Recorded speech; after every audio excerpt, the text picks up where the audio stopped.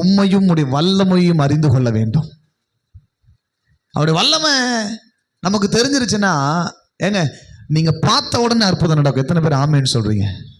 அவர் கையை நீட்டினாரு, இப்படி கையை நீட்டினாரு. கல்லறையில ஒருத்தவன் கிடக்குறான், அவனை யாரும் கட்ட முடியல. அப்படி யாராலையும் அடக்க முடியாதவன் இயேசு படகுல இருந்து இறங்கின உடனே வேகமா ஓடி வந்து காலில் விழுகுறான். ஒரு ஆமேன்னு சொல்லுங்க. அவருடைய எவ்வளவு வல்லமுள்ளவரா இருக்கணும். யாராலையும் அடக்க முடியாதவன், சங்கிலிகளால கட்டப்பட்டாலும் சங்கிலி அறுத்து போடுறவன் இயேசு கரையில வந்து நின்ன உடனே வேகமா ஓடி வர்றான். ஓடி வந்து ஆண்டவரே உமக்கும் எனக்கும் என்ன வேதனைப்படுத்துறதுக்கு அங்க வந்தீங்கன்னு சொல்லிட்டு சொல்றான். ஒருவேளை ஆண்டவரே என்னை கொன்றாம என்னை பன்றிகளுக்குள்ள என்ன பண்ணுங்க, அப்படி வல்லமப்பா இப்படி கையை நீட்டுறாரு. அவனுக்குள்ள இருந்த அத்தனை ஆவி என்ன பண்ணுச்சு? இப்ப நமக்குள்ள ஒரு ஆசை, ஆண்டவரே எனக்குள்ள அந்த வல்லமையை சொல்லுங்க, பெருக பண்ணுங்க. உங்க வல்லமை நான் பார்க்கணும். எத்தனை பேருக்கு நான் சொல்றது புரியுது? ஆண்டவர்கிட்ட கேளு, ஆண்டவர் உங்க வல்லமையை நான் பார்க்கணும்.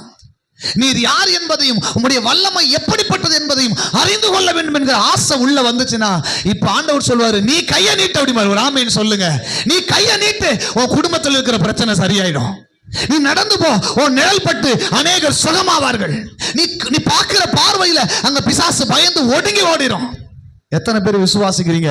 உங்க குடும்பத்தை கர்த்தர் சுத்திகரிக்க போகிறார். ஆமென் சொல்லுங்க. உங்க குடும்பத்தை கர்த்தர் சுத்திகரிக்க போகிறார். உங்களுக்குள்ள இருந்து ஒரு வல்லமை புறப்பட்டு அநேகரை தொடப்போகிறது. இயேசு கிறிஸ்து போயிட்டு இருக்கிறாரு, வஸ்திரத்தின் ஓரத்தை தொட்ட உடனே வல்லமை போயிடுது. ஆமென் சொல்லுங்க. வல்லமை புறப்பட்டு போகுது. அங்க இருக்கிற உதிரத்தின் ஊரல் நின்று போகுது. அவருக்குள் இருந்த வல்லமை புறப்பட்டு போகுது. ஒரு ஆமென் சொல்லுங்க. உங்க நிழல் பட்ட உடனே அநேகர் சுகமாக கூடிய ஒரு வல்லமையை கர்த்தர் உங்க கையில கொடுத்திருக்கிறாரு. நீங்க நடந்து போகும்போது நடக்கும். கையை தூக்கி விடுறாங்க, எந்து நடக்க முடியாத எந்திரிச்சு நடக்கிறான். அப்பாட்ட சொல்ற, ஆண்டவரே உங்க வல்லமையை நான் அறிந்து கொள்ள வேண்டும். நீர் எப்படிப்பட்டவர்? இன்னைக்கு நிறைய நேரத்துல நம்முடைய தேவைகளுக்காக எங்கெங்கேயோ ஓடி ஆண்டவரே ஆண்டவரேன்னு சொல்லி எங்கெங்கேயோ ஓடி போறோம்ல. இப்ப ஆண்டவர் சொல்றாரு, நீ சமூகத்துல உட்கார்ந்து என்ன உனக்கு என்னுடைய வல்லமையை காட்டுவதற்கு நான் ஆயத்தமா இருக்கிறேன். ஹல்லேலூயா. என் வல்லமையை உன்கிட்ட வெளிப்படுத்துவேன்.